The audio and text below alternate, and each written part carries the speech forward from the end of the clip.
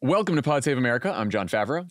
I'm Dan Pfeiffer. On today's show, with a little over 1 week until Election Day, both candidates are trying to close the deal with the remaining undecided voters. Kamala Harris has the Obamas, Beyoncé, and a big speech in D.C. at the scene of the January 6th attack, while Donald Trump has Elon Musk, an interview with Joe Rogan, and Tucker Carlson calling him a daddy who's ready to spank America. Just wild stuff. Not making it up. Not a joke, folks. And later, Texas Congressman Colin Allred stops by to talk about Kamala's last-minute visit to his home state and the latest in his critical race to unseat Ted Cruz. But first, not one but two four-star generals who worked for Donald Trump have now called him a fascist who praised Hitler. And so the big debate is, will it hurt Kamala Harris? God, I hate everything. I'm kidding, kind of. You're not really kidding. But the vice president was asked about John Kelly's comments during a CNN town hall with undecided Pennsylvania voters on Wednesday night in a possible preview of the closing argument speech she'll give next Tuesday. Here's what she said. You've quoted General Milley calling Donald Trump a fascist. You yourself have not used that word to describe him. Let me ask you tonight, do you think Donald Trump is a fascist? Yes, I do. Yes, I do. And I also believe that the people who know him best on this subject should be trusted. And he's going to sit there unstable, unhinged, plotting his revenge, plotting his retribution, creating an enemies list. I'm going to tell you, my list will be a list of how I address and continue to address the issues that you all are raising this afternoon and evening. It will be a to-do list about how we can impact the American people. All right, she used the F word, Dan. I didn't see too many pearls clutched over this. But what did you think of that answer on John Kelly? I think if the retired four-star general responsible for implementing Donald Trump's draconian immigration policies and then became his chief of staff thinks he's a fascist, who is Kamala Harris to disagree with that? I mean, she had to say yes to it. It is sort of like a dumb DC trap. Like, yeah. Are you going to use the word? Are you going to use the word? I know you've described him in the following ways, but are you going to use the actual word? You can use the word in his name in the same sentence. Are you going to do it? Are you going to do it? And it's kind of a dumb conversation. We can talk about the political discourse around whether it hurts her or anything else. What I do like is the construction that came after that, which is an enemies list and a to-do list. Donald Trump's going to be seeking vengeance to satisfy his own needs, and Kamala Harris is going to be out there doing things for you. Like, that's the right framework, because you have to make it matter to people's lives. Because the idea whether he's a fascist is an esoteric concept to a lot of people, and so a lot of people probably don't even know what the word means or can't really define it. I was going to say, if you asked a sample of people in this country to define fascism, I think you'd be bewildered by what you find.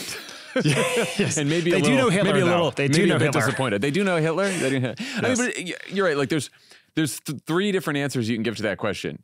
No, he's not a fascist, which obviously she's not going to say. She said yes, or she could have done something like, let me tell you what I think he is, and then defined him herself. But that's sort of like a squirrely answer. And then Anderson Cooper would have said, okay, so yes or no, fascist, right? And then suddenly it's a whole thing.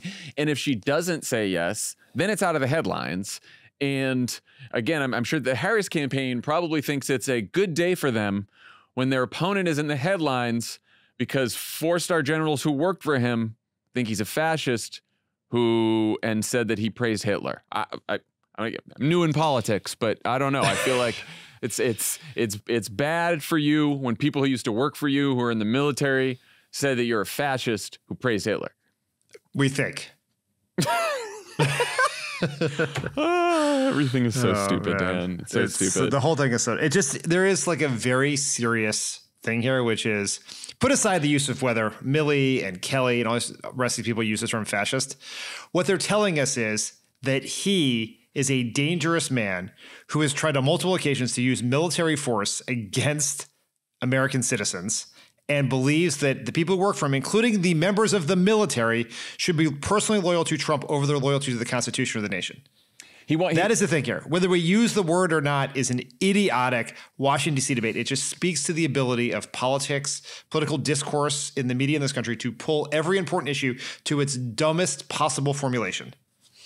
Okay, I feel a little bit better for saying that. He wanted the Department of Justice to investigate his political opponents. He wanted the IRS to audit his political opponents. He wanted to withhold federal aid to places in the country that needed it but didn't vote for him. He asked his defense secretary why the military couldn't shoot unarmed protesters, Black Lives Matters protesters. He's asked multiple times why he couldn't use the military against protesters. He has been threatening to take away CBS's broadcast license because Kamala Harris did an interview with them that made him mad. Right as we're recording, he just once again said that the press are bad people, that they are the enemy of the people, and he doesn't like them. Like, what? Okay, call it whatever you want to call that. You can call him a fascist, you can call him a strongman, you can call him a demagogue, a tyrant, whatever the fuck you call him, an asshole if you want. But the guy wants to take away people's freedoms. He's already taken reproductive freedom away from the women of this country. He wants to come after freedom of the press, freedom to protest and criticize him, freedom to join a union, freedom to see a doctor when you're sick, go on and on and on. That's what he wants to do. So I think you're right. Like, talking about what Trump will do, the threat of a fascist like Trump, is probably going to be more important to voters than just a definition or a debate over the definition of the word fascist. Harris also answered questions about the economy, abortion, immigration, mistakes she's made in the past. Overall, it seems as though some of the undecided voters CNN spoke to afterwards approved. Let's listen. I think if I had to pick right now, I would pick her. I think she is a better candidate. Okay. And you're a registered Republican? I'm an independent. You're an independent now? Yes. Who'd you vote for in 2020? I voted for Trump. I came out of this feeling just kind of a feeling of adoration of her personally. I think personally she is a good person, and there was a nice connection, especially as a woman. I believe it was you that asked the weakness question. You know, what is your biggest weakness? And she brought up that she has people around her that she can trust, that she can get the answer from. In my line of work in IT, I don't expect everybody to know the answer. I expect them to know how to get the answer. And her specifically, that resonated with me. Do you know how you get the answer in IT? You call the IT guy. Like, that's a subject where I definitely don't know the answer. So it always feels like there's a bit of a gap between pundit reaction and voter reaction. I can tell you the CNN panel did not have a similar reaction to those undecided voters in Pennsylvania who are actually going to decide the election. What do you make of the gap there? Well, over the long sweep of history, this is not the first time there's been a gap between how pundits have interpreted a candidate's performance and how voters have done it. But let's just say a couple things here. One, typically in these sorts of things, pundits are looking at this from a very different perspective, right? They are judging it like a judge at a figure skating event at the Olympics, right? Pluff would always say, yeah. What do the figure skating judges have to say? Yes, the Russian judges, he would call it, because you can't get a fair score, and it's just like she missed this opportunity. Like, there was this question about mistakes, and she missed an opportunity to separate herself from Biden. And it's like just not how normal people think about this stuff. So that's one. Two is, and we've seen in all of the research I've seen, all the message testing I've seen, there's like a very simple truth here, which is that when people see Kamala Harris, they're more likely to vote for her. And you just think about it, it's sort of mind-boggling listening to people that they were undecided before this moment, but the fact that they probably actually had not seen very much of her. Maybe they saw TV commercials of her, but not her actually speaking. There she's up there. She's answering tough questions from reporters and citizens. She is doing her best to answer them earnestly and truthfully. And she is a serious person who seems to care about people, is in it for the right reasons, and knows something about policy. The other side, you got this other fucking Yahoo yapping around about Arnold Palmer's putter and all this other shit that's happening. And so it's just like, if you're like, you can see why this is why she's doing these things, because when people see her, they like her. And that is, if you're looking for reasons to be optimistic down the stretch here, that is a reason to be optimistic, because the more people see Kamala Harris, the more likely they are to vote for her, because she is better liked than Trump. Yeah, I mean, look, a lot of these pundits, some of them are Democratic strategists, some of them are journalists. We've done this too. Like, part of this is born out of a desire for Kamala Harris to win, because a lot of these people know what a threat Donald Trump is, right? And, Democratic strategists can be open about it. Some of the journalists, maybe not. A lot of these people want Kamala Harris to win. And they're so nervous, as we are, because it's so fucking close. And so we're scrutinizing every performance and everything she says and want it to be perfect so badly because we want her to win, right? Because we're worried about how it's going to play with some voter if she says something wrong. And guess what? She's going to make mistakes and she's going to say things that are wrong. And also, she's got the weight of the world on her shoulders right now. She has been the nominee for 90 days. This is her whole campaign. She was thrust into this. Is that what it is? Yeah, 90-day campaign, basically. Jesus Christ. I know. And so look, you can see some of her answers where I thought were like crisp, great, whatever. Some of them were, when she doesn't want to answer a question because she's worried about sort of like the political implications of saying X or Y, she sort of like devolves into a little bit of word salad. Like that's just what she does. And every politician has that kind of dodge. And by the way, almost every other presidential candidate has like a whole year to this is a very important point. Practice giving bad answers to questions because they all do it. And you usually practice like off Broadway for a while before you are thrust into the spotlight. She did not have that opportunity. And she has run a near flawless campaign. And so once in a while when she gets a question that's like sort of politically tricky, she does, she's just going to say a bunch of words to avoid actually answering it. But you got to think, A, the other guy wants to shoot the protesters, and B, voters don't actually judge these candidates as harshly as the pundits do. And I sort of learned this with the Vance-Walz debate. Vance was very polished. Walz stumbled a few times. And then after the debate, voters were like, J.D. Vance might have won the debate, but I like Tim Walz better. He's just a better guy. And because they can see through the bullshit, right? And so I think sometimes we treat voters, even that we are frustrated with them for being undecided, but therefore we treat them as stupid, and they're not stupid. They kind of get it, and they get that sometimes people don't answer a question or something or whatever, but the overall impression of Kamala Harris that was left with these voters was a real favorable one. And that was true at the debate. That was true at the convention. It's every time I've seen a dial test about one of her appearances, whether it's the podcasts she's been doing at the interviews, is she leaves every interaction with the voters who see her, and it's hard to get these people to see her, but with the voters who see her, liking her more and being more open to vote for her. Yeah, doesn't mean she's going to win, but for the voters who are seeing her, they like what they see. That's the challenge. Yeah, exactly. So as I mentioned earlier, the Harris campaign has announced that the vice president will be giving a closing argument speech on Tuesday evening on the Ellipse. That's part of the National Mall, just beyond the White House South Fence, where Donald Trump appeared at the Stop the Steal rally on January 6th, and of course urged his followers to march to the Capitol. We all know what happened next. What is the strategy behind doing a speech like this in general? And then what do you think about this location? I mean, you've written a bunch of these, so you probably have some really smart things to say about it. But the ultimate idea here is there's a handful of events during a campaign where the press will cover you and give you pretty straight coverage, right? They'll just say, here's what our candidate had to say today. This is their message. And one of them is that whatever speech it is, you label, it's basically your announcement speech, your convention speech, and your closing argument speech. We label it my closing argument speech. And what you're trying to do there is you're trying to set the terms of the debate for the last 7 days of the race. You to let the press know and your supporters know and everyone out there know what is your focus on, what you think the major issues are, and here's your final message. And when you set up a big signal of here's my final message, the next time they go cover your rally, they're going to cover the part you've said is my final message as opposed to all the other stuff. And so it works that way. And the choice of the location, I think here is very smart. This is, as far as I understand it, it's not going to be a speech about January 6th or democracy or fascism. It's going to be a broader argument that probably fits more with what we're seeing in her paid advertising than what you're seeing in some of the press interactions recently that gets in the economy and continues to define her and cutting costs and all of those things. But by doing it on this location, the site of Donald Trump's Day of Love is an opportunity to remind people of the danger of Donald Trump. It's a way to get attention from the press. And I think also in this, I'm sure this is not their main reason for doing it, but it's going to trigger the living shit out of him.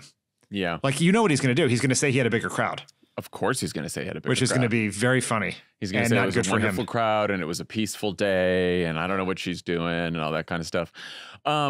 No, look, I think the closing argument speech is an opportunity to take your announcement speech, take your convention speech, and slim it down to one tight argument, and and that speech in your final week, right, where you're going to have, presumably be in front of really big rallies, is like a pump up speech for everyone, right? Yeah. Like it is a signal to the press, as you said, that the press is going to cover it, but it's also like you are literally making your final argument to voters who are tuning in. Some of them some of them for the first time in the last week to see both candidates. So it is a distillation of your message in the tightest way possible. There's been this debate among Democratic strategists, pundits, about the wisdom of closing on Trump's threat versus Kamala's vision. And you and I have talked about this on the pod, off the pod. Every day. I have Every struggled day. with this in my head. I think it's a tough debate. Persuadable voters keep saying they want to know more about Kamala and what kind of president she'll be. I get that. I've been in focus groups for several years where they say they want to know more about the candidates. They want to know more about the economy. What are you going to do for me? Kitchen table issues. You hear it from voters everywhere, especially swing voters, especially persuadable voters in the swing states. But the Harris campaign, Pluff said this to Puck the other day, that their research shows that they need to elevate the risk of a second Trump term in the minds of voters, and that is an important piece of business to get done, as well as making sure people know who Kamala is, what she stands for, what she'll do as president. What do you think about this whole debate? I think it's a little bit of a false debate. You have to do both, and the Harris campaign is doing both. I took the opportunity this afternoon while we were waiting for Donald Trump to have a rally to go and look at all the ads that the Harris campaign has on the air. Do you know what they are? They do both things. Contrast ads, yeah. They're contrast ads, but there's a lot of economy in there. There is a lot of her. There's a bunch of ads, and if you've been watching sports the last couple of weeks, you'll see a bunch of ads of her to camera, laying out her vision and her story, and then tying it to her economic policies. There's, I think, only one totally negative ad about Trump up, and it's about Project 2025, and the rest are, here's who I am, here's what I'm going to do, here's what this guy's going to do. And so you have to do both. And I do think it's important to understand the media environment in which he's operating in. Like, it would be great if the press and the social media conversation could ever be about her plan to cut costs. And she could walk. I'm almost laughing about it because I'm trying to imagine her closing argument speech just like outside a factory in Pennsylvania, like at a grocery store. She'd give it fart in the wind. It would not. They would say like, oh yeah, she's giving a speech, whatever, and she'd be like, they said something about Donald Trump's going to cut taxes for rich people, and she's going to cut taxes for the middle class, and then no one would fucking hear it. And I bet it would test off the charts. This fact explains almost everything you need to know about politics and media today, which is the issues that are most persuasive to voters generate the least engagement for political media. Yeah. Because there's this giant divide between the political junkies and partisans who consume political media and the rest of the world. So what drives traffic and drives ratings, and it is a legitimate story, I'm not criticizing it from a journalistic perspective, is Donald Trump's chief of staff calling him a fascist, and then a big debate about whether we use the word fascist and who's a fascist and how we talk about that. What gets swing voters interested is your plan to protect Social Security and Medicare, to protect the Affordable Care Act, to cut taxes, to cut costs, and you just can't get press coverage of that. And so her choice is talk about the things the press will cover to try and be on offense, because if she's not on offense, Donald Trump's going to be on offense, or just do a bunch of things on the issues that poll best and get no coverage for it and let Donald Trump dominate the conversation with migrants eating pets, bullshit stories about gangs taking over the border or condominiums in Denver or whatever else is going on there. So it's just, I think the conversation is missing the broader context of politics and media right now. I mean, sometimes you just have to put all the polls down and just use fucking common sense.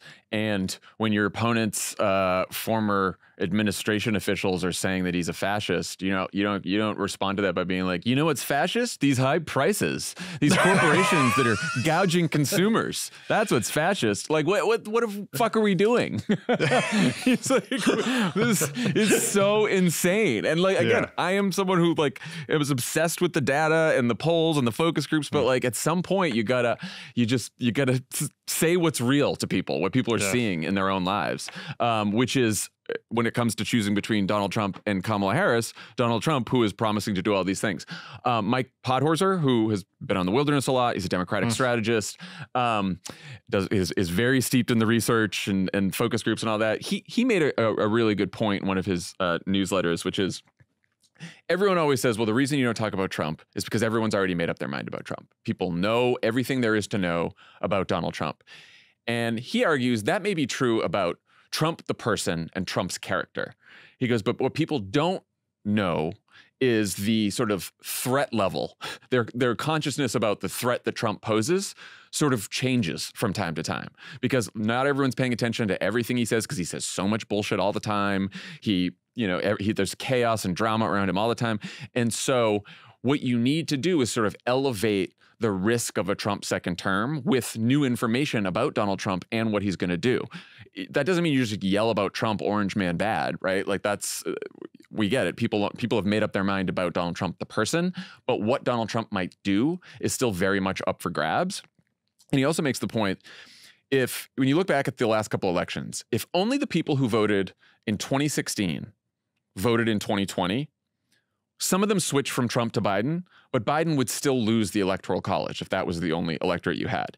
Biden wins in 2020 because of irregular voters, low propensity, sporadic voters, whatever you want to call them, who sat out 2016 and then came back into the electorate in 2020. And those voters were far more likely to say that the reason they came out in 2020 was to stop Trump, not to support Biden. Right. And so there are these, he calls these like an anti-MAGA coalition. There are these voters who don't tend to vote in every election, but they have come out in 18 and 20 and 22 to vote against Donald Trump. Some of them might be independent. Some of them might be Republicans. Some of them might be just Democrats who don't vote all the time. And those people right now are like, a lot of them are maybe Harris voters, right? She hasn't locked in that whole coalition yet. But what they'll need is a reminder that the threat of a Trump second term is very real and very dangerous. And I think that's what the campaign is doing, even as they're also having a bunch of ads and having her say like who she is and what she's for, right? Like they have to define her too, but you got to walk and chew gum at the same time. You got to do both. The only campaign in recent history that only does one thing is the 2024 Trump campaign, which only runs negative ads about Kamala Harris. Right. Almost every other campaign, like we just have such short fucking memories in this country. Every campaign has a positive message and a negative message at the end. It's not bizarre they're doing both. You don't have to pick between them, especially when you have all the money they have. You can run all the ads you want. You can do the things you want. And so it's like, I get all the concerns about this, the debate about it. You know, what she emphasizes in her speech will be interesting, but you have to do both. Yeah. And the real challenge, too, is coming up with a story that kind of connects everything, because when you go from the threat of a second Trump term and you're talking about him like wanting to like shoot protesters and, shred the Constitution. And then you're like, but he also wants to give a big tax cut to rich people. It's hard to fit it all into a story. But I do think, to your earlier point, he's going to be sitting in the Oval Office focused on his enemies list, and I'm going to be focused on a to-do list of things to get done for the American people. I think like that is the best contrast that sort of brings it all together. Another possible side effect of focusing on how dangerous Trump is that it's a pretty serious tone. It's certainly different from the joy from Brat Summer not so long ago. I know, right? Do you think, is there a need to revive that feeling in the final 2 weeks, or is it can you do both? What do you think? You can absolutely do both, because you can paint a picture. Because the flip side, another way of thinking about the message of joy is hope. And like, this is a righteous cause that Kamala Harris, this campaign, and the entire movement of people working to defeat Donald Trump are on. And it is to turn the page on a very dark era personified by this very dark and dangerous person, and to paint a picture of what that looks like, right? What the new way forward looks like. Imagine what it would be like if Kamala Harris is sitting in the Oval Office, right? And Donald Trump has lost the election. And then a few weeks after losing the election has to show up in Manhattan for his criminal sentencing, right? So I think you can be hopeful. And to me, that is an even easier turn to make, right? Yeah. Because after you talk about it's like, she can say, we don't have to live this way, right? Yeah. Like, we do not have to let politicians like Donald Trump divide us and make us afraid of each other all the time and make us angry at each other all the time, just so he can take power for himself and help himself and his rich friends. And like we can turn the page on all that. In 1 week, we can turn the page on all that. Yeah. We can defend our freedoms. We can defend opportunity and equal treatment under the law. And we can get back to the business of like working together and reaching out to actually do things for people to make their lives better, which is what he and MAGA politicians have prevented us from doing for even when Joe Biden was president for the last 4 years, right? Yeah. And so like I think you can definitely end on a note of hope there, and I don't think it's discordant at all. Speaking of joy, we got Beyoncé headlining a Harris rally in her hometown of Houston tonight.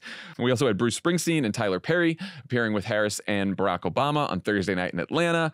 Usher did a Harris rally in Atlanta as well. James Taylor played a set at a Tim Walz rally in North Carolina. Leaving Obama aside, just having the time of his life out there. He sure is. Just rapping Lose Yourself. Yes.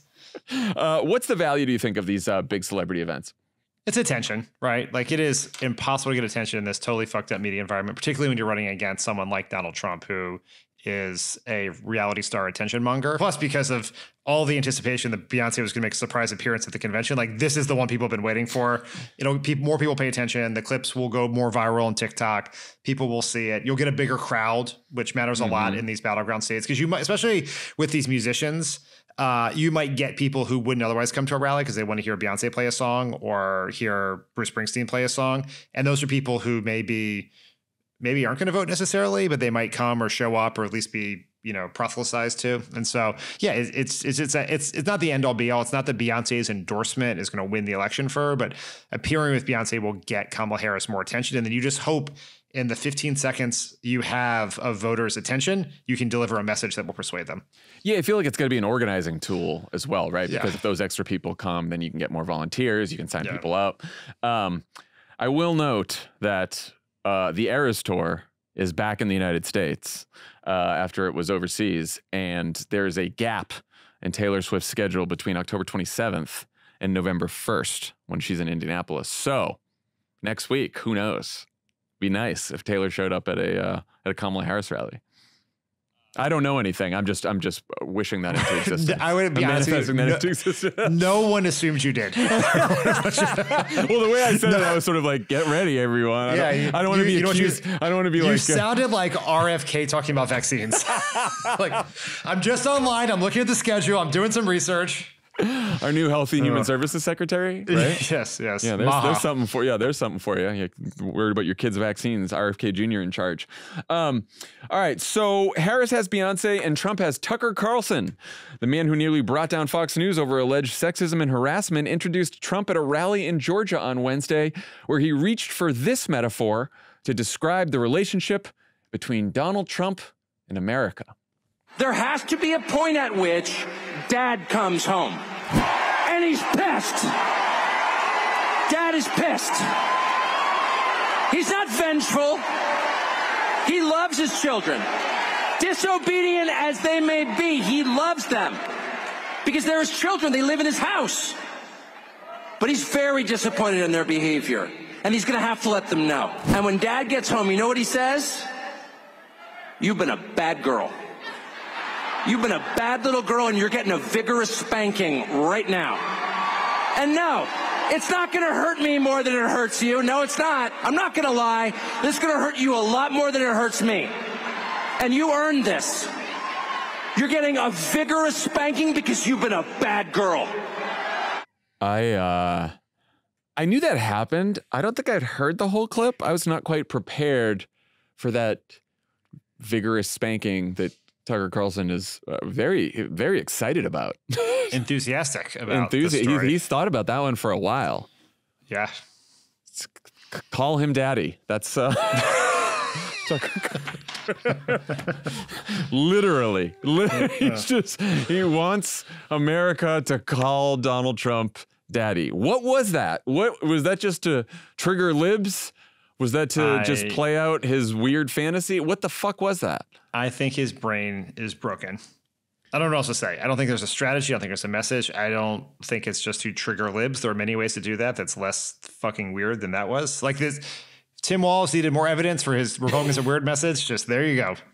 I mean, what a closing argument Trump, daddy's home. Now we're all getting a spanking. Daddy will. I can't. Dude, so that was smart. Dan was like, I'm not going to say it because they're going to clip me out of context and post it. I can't see Elijah, but I know what is in his head. Yes. Yeah. All right. We just had to play that one. Trump himself was in Arizona on Thursday, where his campaign said he'd be previewing his closing message with voters. They described that closing message as Harris broke it, Trump will fix it. His campaign sent out excerpts that say, my message today is simple. Kamala's migrant invasion disqualifies her from the presidency. He started speaking right before we were recording. He did say that. He looks like he's like staying on prompter more than usual. But, we did get some of this. A lot of people coming out of the Congo, not just South America. They're coming from 181 countries as of yesterday. Right, and we're a dumping ground. We're like a garbage can for the world. That's what's happened. That's what's happened to we're like a garbage can. It's the first time I've ever said that. And every time I come up and talk about what they've done to a country, I get angrier and angrier. First time I've ever said garbage can, but you know what? It's a very accurate description. Speaking of hope and joy, what do we think of Donald Trump trying to have a closing argument and a closing message, which is Harris broke it, Trump will fix it? They say we're offering people something to vote for, not just vote against. That's what the campaign has been saying. I think that's probably a little bit of a stretch there. I mean, it's not the basic framework is fine, I guess. I just don't think that people believe that Kamala Harris broke it. Yeah. That's just not, we've seen none of that in the research, that they hold her personally accountable for things they don't like in American policy right now, whether it's inflation or immigration. Now, they have had some traction making the case that she's not the best person to change it because she's so closely associated with the Biden administration. But this idea that she personally opened the doors to make America a trash can that's not believable. I know. And it's like, you're right. Like with just a little, not that they do subtlety or nuance well, but with just a little subtlety and nuance, you could make the argument like, well, you say that Biden did this. Well, you were right there as vice president. Why didn't you tell him not to? Right? Like they just skipped right over that. They were like, she was president for the last 4 years and she did all these things, which I think is just, I don't know. It's sort of a lazier version of it, but they can't help themselves. For my YouTube show, Political Experts React, heard of it. I watch all these Trump ads, right? And this has been true. And I've been doing this show for 4 years now. And this is true of all the Trump, mostly Republican ads now, just because everyone's been Trump pilled, is just they can't ever use a scalpel. It's always just a giant sledgehammer. So there's like a good, effective, worrisome message buried in there, but they're just like too broken brained or want to be testosterone filled to actually do that. And so they just like way overshoot the runway every single time. And this is emblematic of that trend. Well, and it does seem that their strategy in the home stretch and over the last month has just been to drive Kamala Harris's negatives up as much as they possibly can to just try to disqualify her so that Trump becomes the better choice on an issue like the economy or immigration. Yeah, and that's what they did with Hillary. They were. Mark Caputo at The Bulwark had a piece today on how much the Trump campaign has spent on these anti-trans ads about $26 million, I think. And then the next, like $5 million was the next issue, and that was the economy. Yeah. $5 million versus 29 million on anti-trans ads. And, I do think part of those ads, which is about like her saying that, that inmates should be able to get transition surgery, even if they're undocumented or whatever bullshit thing there is, they end that ad with Kamala's not for you, she's for they, them, right? Which I think is not, in the immediate instance is about trans issues, but more broadly, what they're trying to do there is just say like, she's not for you, she's for someone else.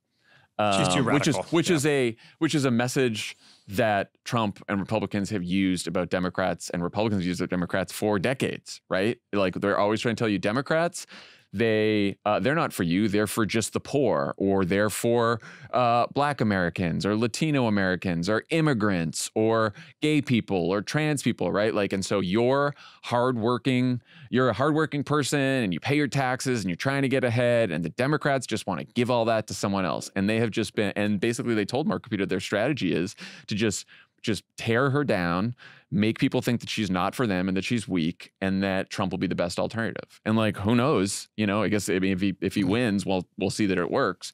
But that's clearly the strategy there. I mean, this question right here is the hinge point of every American election since the 80s, with the possible exception of 2004, which is it's all a question about who's fighting for who, right? And Republicans want to make Democrats look like they're fighting for poor people, immigrants, people on welfare, the 47% in Mitt Romney's parlance, and Democrats want to show Republicans to be fighting for rich people and corporations. And whoever wins that argument tends to win the election. Yeah. So after a lot of will he or won't he speculation, Trump's also sitting down with Joe Rogan for an interview in Texas on Friday. Obviously, Trump's been doing a tour of the Manosphere podcasts, so in some ways, obvious move. But Rogan's also criticized Trump in the past. Any risks here? I mean, it is funny that Trump has finally made himself to the final boss of the Manosphere podcast. You got to defeat Theo Vaughn and Andrew Schultz and the Nelk Boys, and then you can finally get to Joe Rogan. Yeah, I think there's tons of risk here. I mean, Rogan is the kind of interviewer where Trump could get himself in a lot of trouble, because it's really, he doesn't ask, it's not that he asks hard questions. It's really a very meandering conversation about what's going through Joe Rogan's mind at the time. It's a lot of runway for Trump to run into something or make mistakes. I'll be very interested to see how Rogan handles this, because he has been critical of Trump. He has pushed back on the idea that he's supporting Trump. He's obviously not a fan of Kamala Harris or Joe Biden. So I'll be very interested to see. This is high risk, high reward for Trump, no question. Why do you? There was a report a couple of weeks ago that Kamala Harris might do Rogan. What do you think happened there?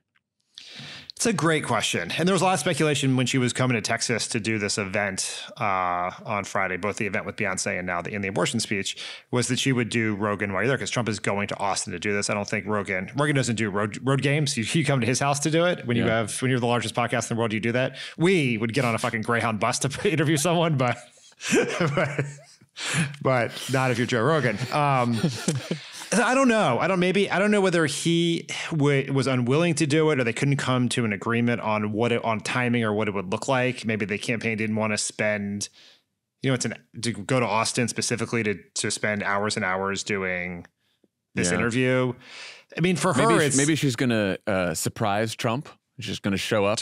Yeah. Maybe that would be Joe Rogan loves professional wrestling. And so her coming in, like busting through the door like Macho Man Savage. Let's do the debate right now. Debate me, coward. She is in Texas at the same time. I mean, that would be. I want that to happen. That would be an October surprise, people. Anyway. And also it's like, this is the final week. Do the big rallies. Get everyone excited. Let's just drive it home here. Okay.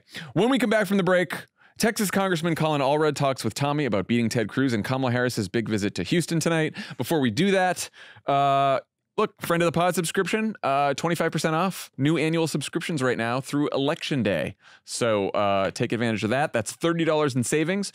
You'll be supporting a progressive independent media company at a time when we could use progressive independent media companies. You'll get ad-free episodes of Pod Save America, subscription exclusive shows like Dan's Polar Coaster, and lots more. You can subscribe now at crooked.com/friends or through the Pod Save America feed on Apple Podcasts. If you're already a monthly subscriber, you can easily upgrade to an annual plan, and new subscribers can join in less than a minute. But enough about us. This is much more important. We got 2 weekends left before Election Day. Are you helping out this weekend? Ask yourself, are you? Have you signed up? The time is now. It's easy to figure out how to get to where you're needed for the day, for the weekend, for the final few days. Just go to votesaveamerica.com/travel. Also, we are asking you to reach out to 3 people in the battleground states to make sure they're voting. VSA has tools for that too. 3 people. Do it. Go through your contacts. If you want to do more than 3, do more than 3 and tell us all about it. Post it. Tell your friends you're doing it and get them to do it. If everyone gets 3 friends, 3 people they know in battleground states to vote, Kamala Harris wins. We can all rest easy. Early voting's underway. As you get ready to vote, you can also use VSA's Build Your Own Ballot tool. It's going to help you figure out how you want to vote on every line of your ballot. We all get those texts from our friends on Election Day morning asking about the ballot initiatives here in California. Do everyone a favor and get informed at votesaveamerica.com/vote. Just plug in your address and it's all right there. When we come back, Colin Allred. Joining us today is the man we all believe is going to finally defeat Ted Cruz and become the next U.S. Senator from Texas. Representative Colin Allred. Congressman, it's great to see you. Welcome back. Yeah, thanks for having me on, Tommy. I appreciate you. It's great to talk to you, as always. So we're just a couple weeks out from the election. The polls have you within single digits of Ted Cruz. It's very close this year. How does a Democrat win in Texas in a presidential year? Are you focused on sort of base turnout at this point? Are you thinking about getting voters to split their ticket and go, Trump all red? How are you thinking about winning?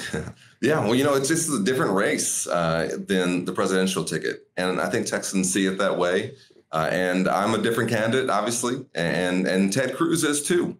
This is somebody who went to Cancun when we needed him most, who is responsible for taking down a border bill, who's responsible for the abortion ban that we have here in Texas, and who has spent his time for 12 years pitting Texans against each other. And so, as a 4th-generation Texan, somebody who was raised by a single mom in Dallas, was captain of the football team at Baylor, trained for the draft in Houston, his family's from Brownsville. I think I have a pretty good take on who we are as Texans. And the thing is that Ted Cruz is just too small for our state. And his vision is too small. His view for what we can be is too small. We're a state of big ideas, of getting big things done. That's what I've done in my time in Congress. And, I know that obviously the presidential race is going at the same time, but they are 2 very distinct decisions. And I think that's what we're going to see on November 5th. You recently had the joy of debating Ted Cruz. I just watched it. You worked him over pretty hard. Here's just a little taste of that debate for the listeners. We did a supercut. But time and again, Senator Cruz treats our border communities like he's going on some kind of a safari. He comes down, he puts on his outdoor clothes, he tries to look tough, and he goes back to Washington and does nothing to help. Because IVF didn't need protecting until he got his way of going after it. No one was thinking that we needed to protect IVF. So to every Texas woman at home, and every Texas family watching this, understand that when Ted Cruz says he's pro-life, he doesn't mean yours. You can't be for the mob on January 6th and for the officers. You can't. And it's not funny, because you're a threat to democracy. That was satisfying for me to listen to. Was it satisfying for you on stage, or did you secretly want to line them up and do a little Oklahoma drill for old time's sake? Yeah, I've had a lot of Texans who've told me that they wish that I had done that. But, listen, he's supposed to be the champion debater, right? He was the Princeton debate team. I was just, a football player. But, I think we roughed him up pretty good there. And, honestly, it's just stuff that he's done, and his record is indefensible. And that he's tried to now in an election year completely change his entire personality. For 12 years, he's been like this proud extremist. And, you almost would respect it more if you just ran on that, right? But instead to try and pretend like, as he was in the debate, for example, that he wants to defend IVF. No, you're responsible for why IVF is at risk, right? Or to talk when we were talking about January 6th, that was one where I really it made me angry when he started laughing, during my answer because there was a mob on the 6th, and it did storm the Capitol. And it came there because of folks like Ted Cruz, who lied and said the election was stolen, who objected to the results in Arizona, who was the architect of the plan to overturn that election. And when that mob came, and when I took off my suit jacket and was ready to defend my colleagues on the House floor, he was hiding in a supply closet. And so this brings me back to my point. He's too small for Texas. And I felt that way in the debate. He was shouting, as he always does. He kind of looked like he was pretty uncomfortable. It was exciting. It was a lot of fun for me. And I don't think it was very fun for a lot of Texans, though, to have to listen to him for an hour. No, it's not fun at all. I did one thing about debates. I mean, Michelle Obama famously said, when they go low, we go high. But in football, the low man wins. What do you make of that? That's right. Well, listen, I was not going to go in there and not call him out on his nonsense, you know, and I don't think that's being negative. It's just what he's been doing. No, you just literally talked about his record. There's been a lot of consternation among Democrats, myself included, about, you know, losing badly with young men. You and I talked about this challenge a year ago when you were here in LA. Have you seen that slippage in your race? And how have you been trying to convince younger men that the Democratic Party understands them and cares about them? Yeah. Well, listen, it's been a focus of mine, and you know, I think it's something that we do have to talk about and focus on. You have to have policies that are you know, kind of geared towards young men, which I think is often around opportunity, around making sure that folks will have a chance to take care of their families. That when we're talking about the economy, that we're talking about building an economy where, you know, work is respected and rewarded. But then also there's, I think, you know, kind of a longing for an authenticity and somebody who understands, you know, that you know, what young men are going through, and that can speak to that, you know, with some authenticity. I think, you know, Coach Walz, for example, does that, and I think, you know, for me with my background, I try and do that as well. To say, listen, you know, I've played, you know, football in college and the NFL. I spent my career, you know, working in these contexts. Where we have to find a way as men to get things done and to put aside our differences and to work on a team and to accomplish a goal and to show leadership and to show that there's something larger than yourself and to be a part of an effort, you know, that is something larger than yourself. And that, I think, is something that has helped. But I also think that there is a very shallow, very you know, weak version of masculinity that folks like Ted Cruz try to pitch, which is one that's based on fear of women doing well or fear or resentment of someone else doing well, and then trying to appeal to these kind of, you know, most negative instincts. And so we have to compete with that, but I don't think we compete with it by being who they are. I think we compete with it by presenting a more positive vision of what we can be. Yeah, agreed. We're recording this on Wednesday, October 23rd. Vice President Kamala Harris is coming to Texas in 2 days on Friday for an event focused on abortion and reproductive health care. Normally, the Democratic presidential nominee doesn't campaign in Texas this close to Election Day. Why do you think she's making this trip now? And what do you expect that you guys will talk about? Well, because what's happening in Texas with this abortion ban is nothing short of a tragedy. And it is Ted Cruz's fault. And we have all of these harrowing stories that folks saw at the DNC, that they see in commercials around the country, but many of them are my friends. They're Texas women. They're these Texas women who come forward and, you know, use as you know, Tommy, one of the most difficult moments in their life. They've taken that, you know, that grief and that anger that they felt about it, and they've turned it into action. And they are inspiring. They inspire me every single day, which is an event last night with Connie Britton and with Lauren Miller, who is a friend of mine, 8th-generation Texan who had to leave the state to get the care she needed, and Kate Cox, who has become basically at this point a national figure. Kate's a good friend of mine as well. We did that last night, you know, talking about this, and so that's what we're going to be doing, is talking about on the national stage what has happened in Texas, how folks like Ted Cruz want to do this around the country, and I think it's important that Texas women and Texas stories are told on that stage. Yeah, I think that's really important. I commend you and I commend the vice president for talking about this. As someone who, my wife and I experienced a lot of pregnancy loss, including a stillborn baby at 6 months. And if someone had told us, you know, to go home and wait a while and, you know, see if she met some threshold for this being a life-threatening illness, I think I would have walked out of that hospital room in handcuffs because, you know, you don't want to hear someone put your spouse in a position like that. Switching gears, I was just watching Kamala Harris before we came in. She was doing a press statement about recent comments by John Kelly, who's the 4-star general who later worked as Trump's chief of staff, who said Trump, quote, falls into the definition of a fascist.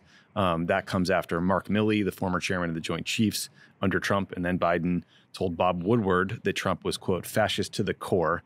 Now, I understand. I mean, I sit in a million focus groups and read a lot of polls, and I know voters care about the basics, paying their bills, access to health care, Social Security. But it's also chilling to your core to hear the people closest to Trump who worked with him day in and day out talk about him this way. How do you think Democrats, what do we do with this information? Should it be part of our day-to-day message, or is this a distraction from, economic issues and abortion? How are you thinking about it? Certainly with Ted Cruz, I talk about January 6th, and I talk about what his role was in that. I talk about how he was hiding when the mob came, because he was. And I also say that I'm glad he was safe that day. Yeah. And that this election is his accountability, right? And to me, we have to talk about all of it. Voters are incredibly complicated. I was campaigning here with Liz Cheney in Dallas, and Liz is involved in this race because she knows that Ted Cruz is a threat to democracy, and she and I we're already friends, but we formed and we really forged a closer relationship on January 6th and the days thereafter because of her clear-eyed view that we had to have a response to this and accountability for it. And so to me, this election is about that. It's about a lot of things. It's about freedom, restoring women's right to choose, particularly here in Texas. It's about opportunity and who has a better plan to make sure that you and your family can get ahead. We know that costs are still too high. As somebody who was raised by a single mother who struggled growing up here in Dallas, I'm laser focused on that. You think the guy who goes to Cancun and Ted Cruz is, who's at the Ritz-Carlton? I don't think so, right?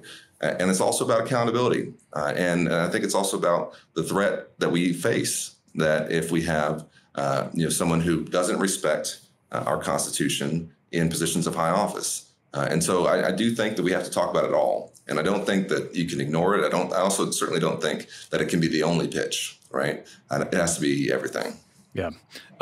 Listen, my New England Patriots stink, but that does not stop me from talking about football. Football is playing a fun and bigger role in this year's election. So Governor Tim Walz, the vice presidential nominee, was a defensive coordinator for a state champion high school team in Minnesota. When I interviewed him back in February here in the office, I said, what defense did you run? He told me he ran a 4-4 defense. His guys were focused on reading guards. For non-football fans out there, a 4-4 defense is a type of alignment where you have 4 down linemen, like the big boys in the three-point stance, and then 4 linebackers, which are the slightly less big guys who are faster, the position Colin played in the NFL and in college. Max Brown, a former QB for USC in Pittsburgh turned sports commentator, saw a clip of that interview, and he threw down the gauntlet for how he would torch Tim Walz's defense. Let's listen to a little clip of that. Tim, here's how we're going to put you in a blender. In your 4-4 defense, you put your corners in an absolute bind. You're packing the box. We're going to RPO your ass right from the jump. Fake the run here. This linebacker on the outside, he cannot be right. He plays the run, we'll kick it out to the bubble by the F. He plays the F on the bubble, we got a slant right behind him. We're going to run this until we get tired, and then from there, we're going 4 verts. So you got 2 linebackers right here trying to run with my guys vertically in the slot with a single high safety. We are going to work these seams, find the mismatch, and exploit it all day long. Okay, that's just part of it. It was a great video. Colin, you played in the NFL, defense. You're the captain, right, of the Baylor team? Yeah. What halftime adjustments would you make to Max's scheme there? How are we pushing back? Okay, so here's the thing. In the NFL, we match personnel, okay? So what Max is talking about, you wouldn't have a 4-4 defense on the field when you got 3 receivers on the offense, right? You wouldn't have 4 linebackers out there. We'd be in a nickel. Right. So we got to adjust to go to nickel. What's a nickel? For everybody listening, okay? It's 4 down linemen, 2 linebackers, 5 DBs, okay? 5 DBs. So that's, the DBs are the fast guys, right? So if nickel's not working, then we'll get into a dime. We'll have 1 linebacker and 6 DBs. But you know what? And when we're in that nickel, we're going to blitz the heck out of you, okay? We're going to disguise the blitz. You're never going to know what we're in. And on one side of the field, we're going to be in one coverage, and the other side of the field, we're going to be in a different coverage. So you have 2 different reads. And so your young quarterback is not going to know what's happening. And by the time he figures it out, we're going to hit him. And that's how we're going to make sure we put you in a blender. That's right. Max, we're going to blitz your ass all day long, buddy. I hope you see this on social media and respond. One more football question. Dallas Cowboys are 3-3. Is Dak Prescott still the guy? Dak's the guy. That's not the issue. Quite honestly, they got to stop the run. And as a linebacker, I always come back to the trenches. Like, if you can't stop the run and run the ball, ultimately you're going to get exposed. So it's not on Dak. The quarterbacks get too much credit and they get too much of the blame. So sometimes you got to have big boys in the trenches who are moving people around. Right. And that's really how you win football games. And you got some injuries, right? I mean, Micah Parsons has been out. He's one of the best athletes on the field in any I think game. He might be the second coming of Lawrence Taylor. Yeah, that's right. He really is one of those guys. Like him and like Aiden Hutchinson You look at them and their motor on the field, and they do not slow down for a single second of any snap. And they're also so fast. I mean, these guys are like 6'4", 280. They're dropping in coverage. They're doing everything on the field. It's unbelievable. Yeah, TJ Watt's out there getting interceptions and taking them back for touchdowns. Right. Like, how are you? I was at the Steelers facility once, like last year, 2 years ago. TJ Watt walked by me, and I was like, "That's not a person. That is not a species of human I've ever seen." A last dumb question for you. Two questions. One dumb, one not. Do you think you have the fastest 40 time in Congress? When my friend Anthony Gonzalez, who was a wide receiver for Ohio State and Indy, was there, I did not. Because he ran, I think, 4.4, and he was a first-round pick. But he's gone now, so I think I probably do. Man, 4.4, your feet are not touching the ground. You're basically flying. Last question. Listen, if people are listening, they might not be from Texas, but they're like, we got to get rid of Ted Cruz. Colin seems like a great guy. I want him in the U.S. Senate. What do they do to help you out? Oh, thanks, Tommy. Listen, this is incredibly close, and I want everybody to drop all of your scar tissue that you might have around Texas. This is a race that we're going to win, but we need help, and I hope folks will go to colinallred.com and get involved. Ted Cruz is our problem in Texas, but even if you're not in Texas, he's your problem too, and we can beat him here. And when we do, it's going to be a win for our state and for our country. So go to colinallred.com and get involved. Beautiful. Donate, volunteer your time, do what you can. We got a couple weeks left, folks. We have agency here. We can make a difference in these elections. These things are won or lost at the margins, 0.5% here, a couple dollars there. So chip in, do what you can. And thank you for joining the show. Yeah, thanks, Tommy. Appreciate you. That's our show for today. Dan will be back in the feed with another bonus PSA on Sunday morning. Dan, what can you tell us about the latest poller coaster? Talking to David Binder, who heads up polling and research for the Harris campaign. He is a longtime friend of ours, did focus groups on both Obama campaigns, is one of the smartest guys in the business. So I'm very excited to hear what he has to say about how this campaign is going to shape up over the next 7 days. And because one interview is not enough, we are talking to Ron Brownstein about how demographics have shifted in the battleground states and what that could mean for Election Day. I am going to listen to that episode the second it drops, which is, probably like just past midnight when I'll be up because I don't sleep anymore. I'll be trying to listen to that while some New York Times Santa poll drops and like ruins our Sunday. I think Nate Cohn's going to ruin next Sunday. Yeah, I was going to. Well, Ann Seltzer's already ready to ruin next Sunday because that's usually when the last Des Moines Register poll comes out. Don't fall for that. don't fall for what? What am I falling for? The thing is, you're so worried about this. You brought this up to me 3 days ago. I know. 3 days, and I was like, "Oh, the poll's coming out today." No, it's hypothetically coming out in 4 days after you brought it up to me. Oh, a poll in a non-battleground state. Can't wait. All right, everyone, have a good weekend. Go volunteer. Go help out. Let's win this thing. We'll talk to you next week. Bye, everyone.